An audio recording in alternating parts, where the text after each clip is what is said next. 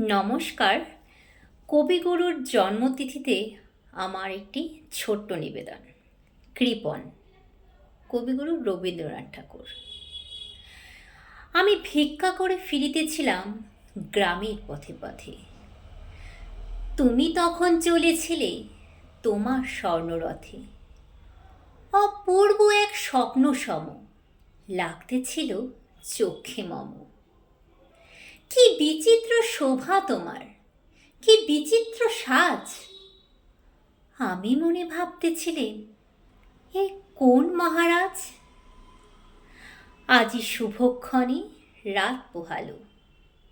ভেবেছিলেম তবে আজ আমারে বারে বারে ফিরতে নাহি হবে।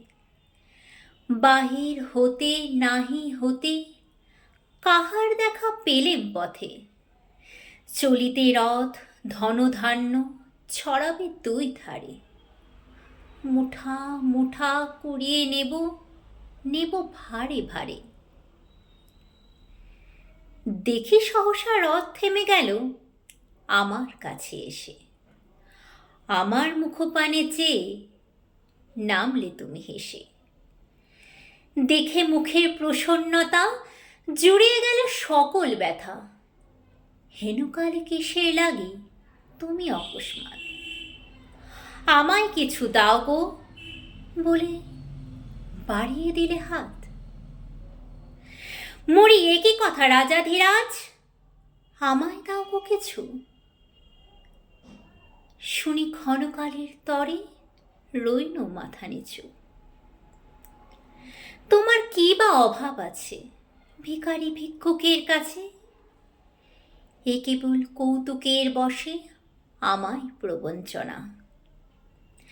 ঝুলি হতে দিলেম তুলে একটি ছোট্ট কণা। যবে পাত্রখানি ঘরে এনে উজান করি, এ কি ভিক্ষা মাঝে একটি ছোট্ট সোনার কণা দেখি। দিলেম যা রাজ ভিখারিরে স্বর্ণ হয়ে এলো ফিরে। তখন কাঁদি চোখের জলে দুটি নয়ন ভরে। তোমায় কেন দেইনি আমার সকল শূন্য করে। নমস্কার।